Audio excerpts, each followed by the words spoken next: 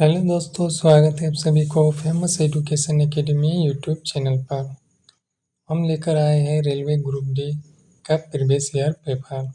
इसमें से साइंस के जो पिछले वर्ष यानी 2022 में जो पूछे गए थे, ग्रुप डी का एग्जाम हुआ था उसमें जो पूछे गए थे प्रश्न, तो उसमें साइंस के कौन कौन से प्रश्न पूछे गए थे वो आज देखेंगे। ठीक है, तो ये रेलवे ग्रुप डी का जो आने वाला एग्ज़ाम है उसमें अधिकतर पिछले वाले पेपर से प्रश्न पूछे जाते हैं। ठीक है, तो चैनल पे जो भी नए हैं चैनल को सब्सक्राइब कर लीजिए ताकि ऐसे वीडियो आपको रोज मिलते रहेंगे। चलो शुरुआत करते हैं पहला प्रश्न से। पहला प्रश्न है कि किसी वस्तु के एक उत्तल दर्पण के सामने अनंत और दर्पण के ध्रुव के बीच स्थिति किसी बिंदु पर रखा गया है तो निर्मित प्रतिबिंब डैश होगा, आभासी और सीधा, वास्तविक और उल्टा, आभासी और उल्टा, वास्तविक और सीधा। तो इसका सही आंसर हो जाएगा ऑप्शन 1, आभासी और सीधा। अगले प्रश्न की ओर चलते हैं। अगला प्रश्न है, एक बिंदु स्रोत से एक समांतर किरण पुंज उत्पन्न करने के लिए इनमें से किस प्रकाशिक उपकरण का प्रयोग किया जा सकता है? ए उत्तल लेंस, बी अवतल लेंस, सी अवतल दर्पण या डी उत्तल दर्पण। ऑप्शन है बी सी दोनों, या फिर ए बी दोनों, या फिर ए सी दोनों, या फिर ए डी दोनों। इसका सही आंसर हो जाएगा ऑप्शन 3 यानी ए और सी दोनों।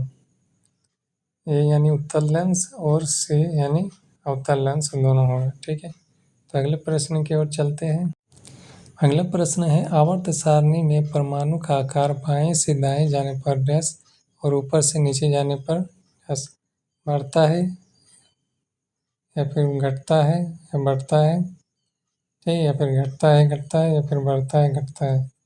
तो इसका सही आंसर है बढ़ता है घटता है। ठीक है, अगला प्रश्न की ओर चलते हैं। अगला प्रश्न में निम्नलिखित में से कौन सा धावन सोडा का उपयोग नहीं है? कांच, साबुन और कागज के विनिर्माण में, घरेलू प्रयोजन के लिए, शोधन मार्ग के रूप में, या फिर जल की अस्थायी कठोरता दूर करने के लिए, केक को सेकने करने के लिए। इसका सही आंसर है ऑप्शन 4 यानी केक को सेकने करने के लिए। ठीक है, अगले प्रश्न की ओर चलते हैं। प्रश्न है, वर्षों उत्सर्जन इनमें से मुख्यतः किस स्थल पर नहीं होता है? अंत कोशिका अंतरलों, या फिर वात रंध्र, या फिर उपत्वचा, या फिर रंध्र। तो इसका सही आंसर है अंत कोशिका अंतरालों। अगले प्रश्न की ओर चलते हैं। अगला प्रश्न है, एक धारावाही परिनालिका के कारण चुंबकीय क्षेत्रीय रेखाओं का पैटर्न डैश के सामने होता है? ठीक है, छड़ चुंबक, धारावाही वृत्ताकार पास, आसंजन चुंबक, धारावाही सीधा स्तार। इसका सही आंसर हो जाएगा ऑप्शन ए यानी छड़ चुंबक। ठीक है,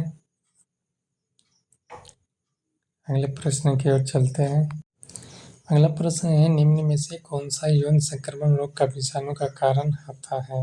सोजाक, सिफिलिस, एड्स या जुकाम? इसका सही आंसर है एड्स, ऑप्शन 3। अगले प्रश्न की ओर। प्रश्न है, वह अभिक्रिया जिसमें अभिकारक दो या दो से अधिक अपेक्षाकृत सरल उत्पादों में विभाजित हो जाता है डैश कहलाती है? अपघटन अभिक्रिया, संयोजन अभिक्रिया, विस्थापन अभिक्रिया, दोहरा विस्थापन अभिक्रिया। तो इसका सही आंसर है ऑप्शन 1 यानी अपघटन अभिक्रिया।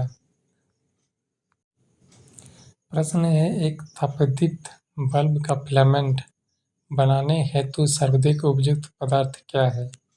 मैग्नीन, निक्रोम, टंगस्टन, टिन, लेड, मिश्र धातु। तो इसका सही आंसर है टंगस्टन, ऑप्शन 3। ठीक है, अगले प्रश्न की ओर चलते हैं। प्रश्न है, उर्वरकों के संबंध में इनमें से कौन सा कथन गलत है?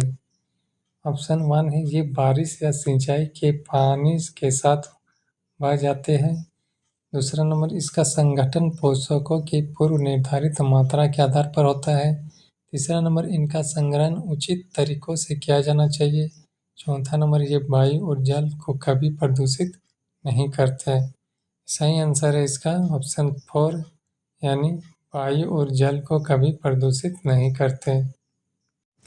अगला प्रश्न है, निम्नलिखित में से कौन सा ऊष्मा छेपी अभिक्रिया का उदाहरण है?